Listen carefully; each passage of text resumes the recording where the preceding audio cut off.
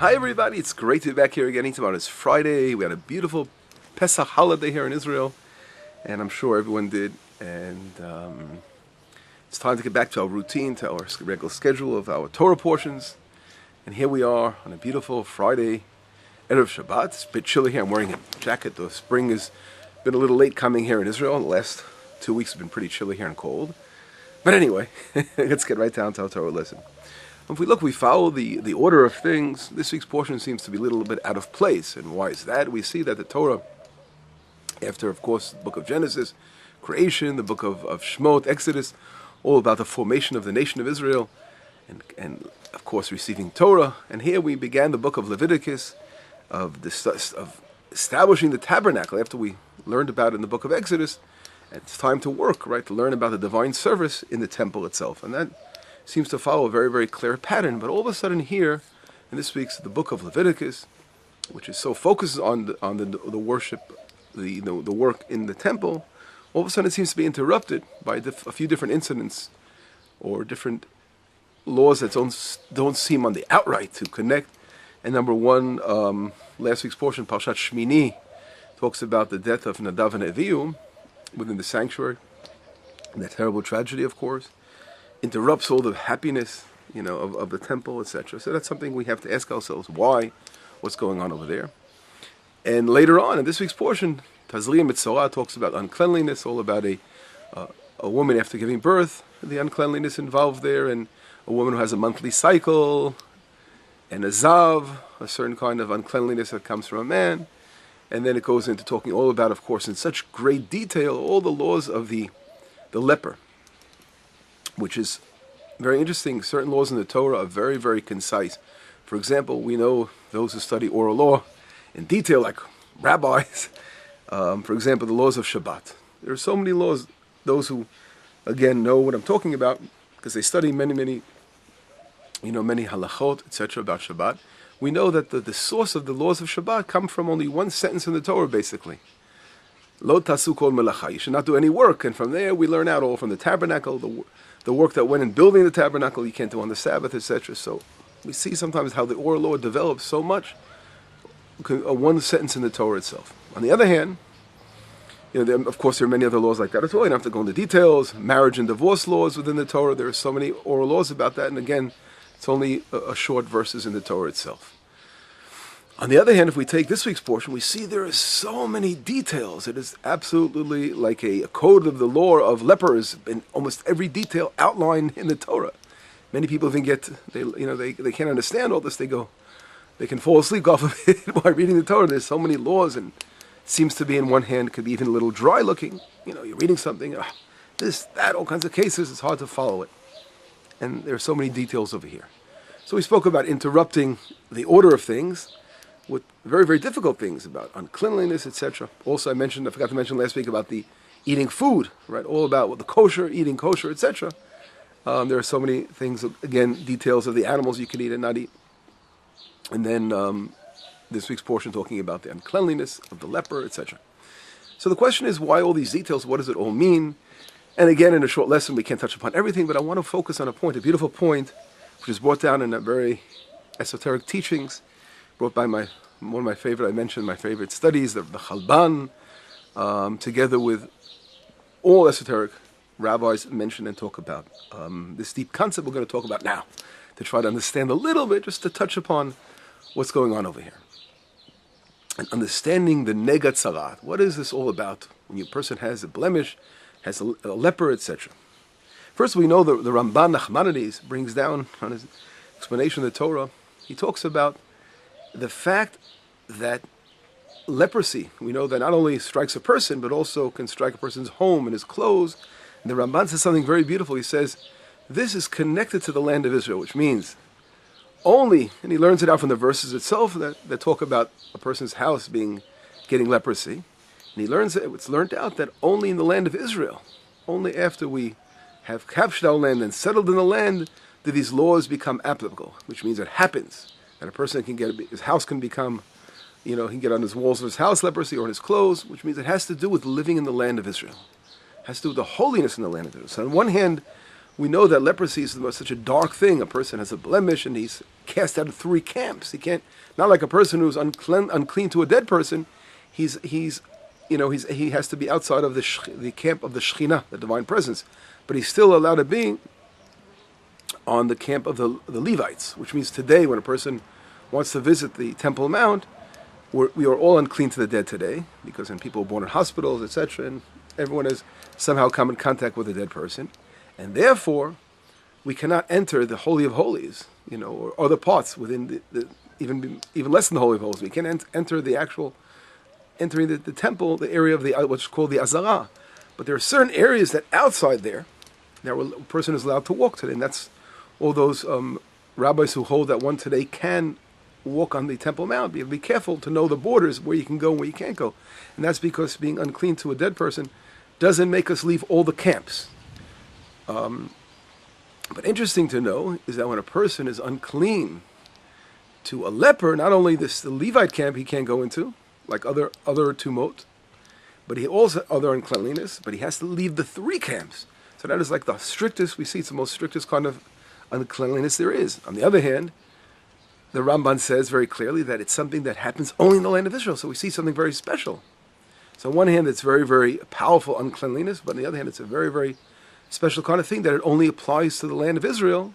We're talking about someone getting leprosy in his house or his clothes. A leper on a body can happen outside the land. But whatever it is, this is something very, very deep. We have to try to understand this a little bit more. In order to to make sense of this all, I want to bring down again the words of what the teacher of the Chalban, the name of the Riyah Kadosh. He talks about the words, the verse in the book of Genesis. It says in the book of Genesis, "V'nar yotzei Eden lashkot et hagan," and a river came out of the Garden of Eden to water the garden.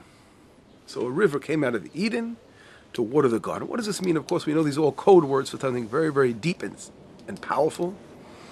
And in reality, our great rabbis teach us that the river coming out of Eden means that is an order of things. We first have to see there's something called Eden, and from there a river comes out, and then it waters the garden itself. And I'm going to show you an example. Right here next to me I have a piece of pipe. There's a little pipe over here in my backyard. These pipes in Israel are known to be taftafot, which means we put little holes in them. Water is sparse here in the country, and that's why we use these special pipes that give the exact amount of water you can do to water your garden. But this little piece of pipe, what is it? A pipe is connected to something, right? Take the example again. It's connected to one side to the water source, and the other side it has a hole. It connects itself, it's connected to its source, and the other hand, the water comes out of here, watering the garden, or to a water source. What does that all mean? That's exactly what a river is. A river comes out of Eden. Eden is the source. Eden refers to the highest spiritual plane of, we call in Kabbalah, or in our teachings, esoteric teachings, the wisdom, which means it's connected to divine wisdom to the highest level. And from there, the river flows out of that, which means it receives that abundance, and then it waters the garden. The garden is where the goal is to reach the garden, to reach this land, this world, and to allow the divine abundance to flow to this world. Now, when a person, for example, speaks, this represents this concept more than anything. Why? When a person speaks, he uses something called the tongue. The tongue is the only limb in a person's body that is actually hidden and revealed. I'm saying when a person talks, his tongue obviously is the vessel that's used to communicate with his thought pattern. So his thoughts really stem from some kind of upper world. We have the planes up there in the sky somewhere, these Israeli jet planes. Let them go by now. But anyway, from these upper worlds, the thought process that goes on in the upper world, the tongue is a vessel to communicate what's going on the inside. So that's why the tongue, again, can go in and out. It reveals what is hidden. The tongue, speech, is really considered the river. It's like the thing that flows. It's the river. It's the river coming out of Eden. Eden would be sort of what's in the thought process, the chokhmah, the wisdom, the binah, understanding would come out through communicate, we express ourselves. And of course, to bring it to this world would be the Gan, the garden is this world. The worlds, the different worlds that our speech, our communication, our bringing down the abundance can communicate. This is a deep concept. But if we take all those letters together, what does it spell in Hebrew? You have to practice your Hebrew. Ayin means Eden, right? That's the source, refers to, is the first letter.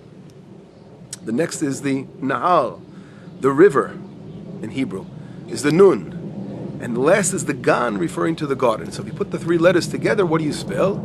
Ayin. Again, these jet planes are making us, it's hard to hear myself here. Ayin, Nun, Gimel is Oneg. Oneg means how do we say the word Oneg? Means V'karata l'Shabbat Oneg. You will call Shabbat Oneg just complete enjoyment. Oneg is something very, very special. It's an expression of happiness, of just complete enjoyment, fulfillment. That's Oneg.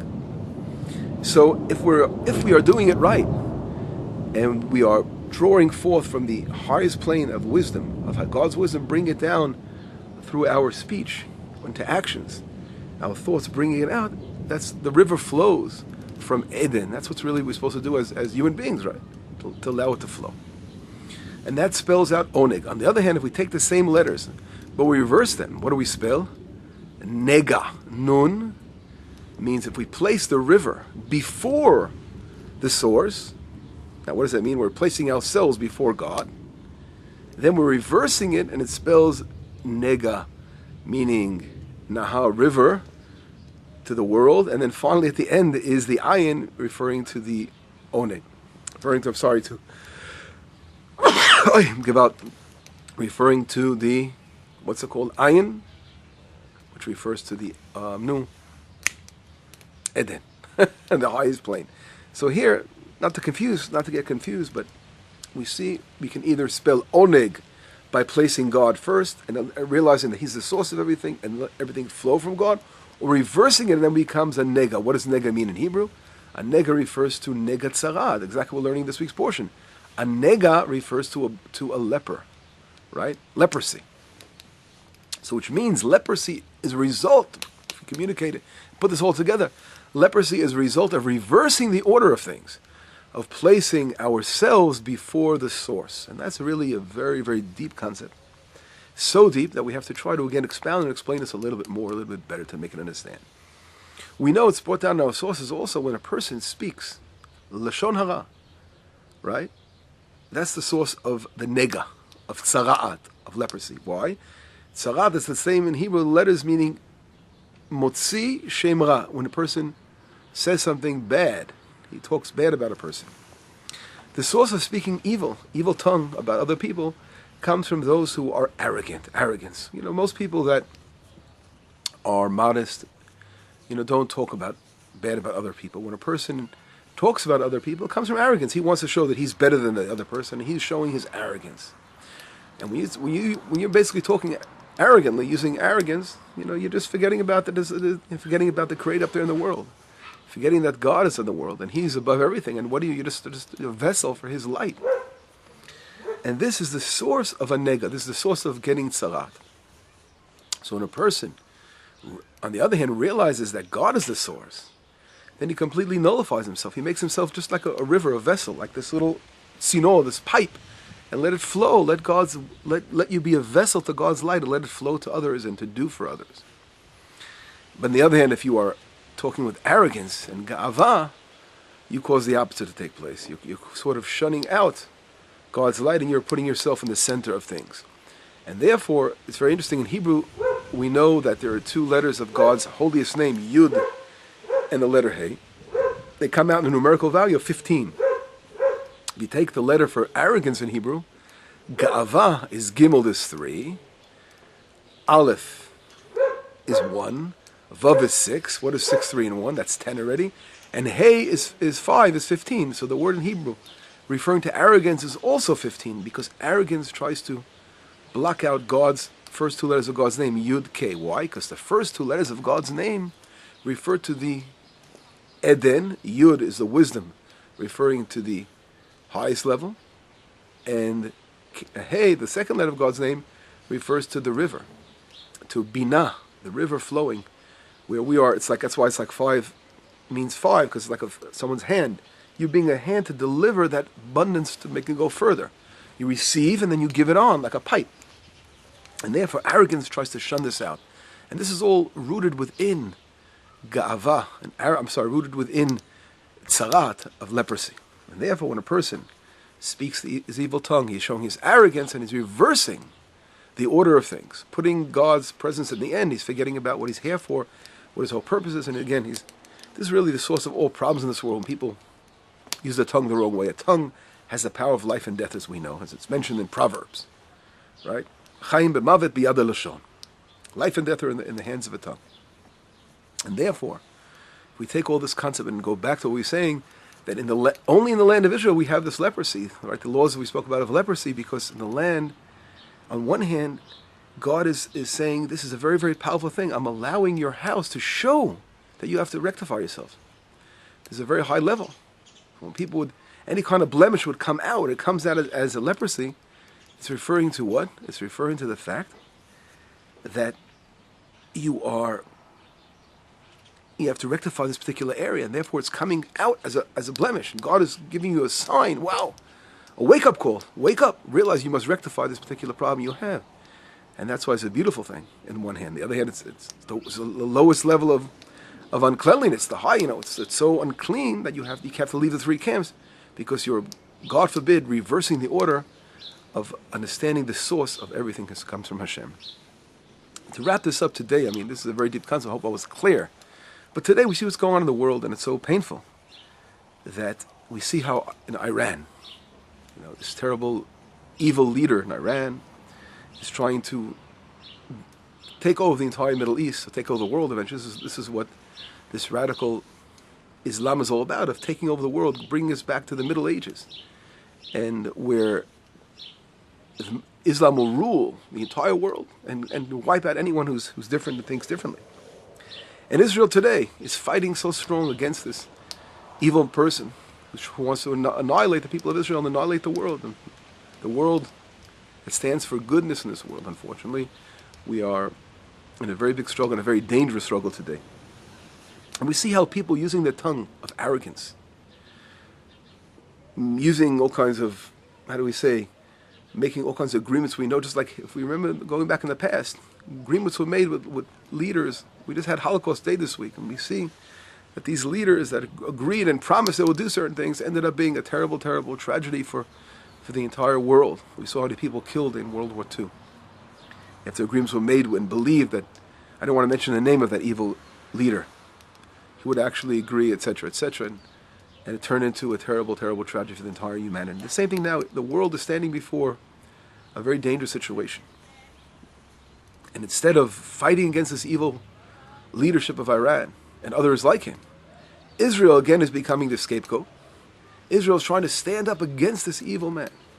And people are using their tongues, which represents, as we said before, the river flowing from God, and turning it around and placing themselves, their arrogance, nullified before God, the one creator of the universe. This is the source of all our problems. We must rectify our speech, because from this speech is where life and death come from. Anyway, have a wonderful Shabbat. I hope my message was clear. I have to repeat it a little bit to review it. There's a very deep concept. Shabbat Shalom, Besorot Tovot, Yeshuot V'Nechamot.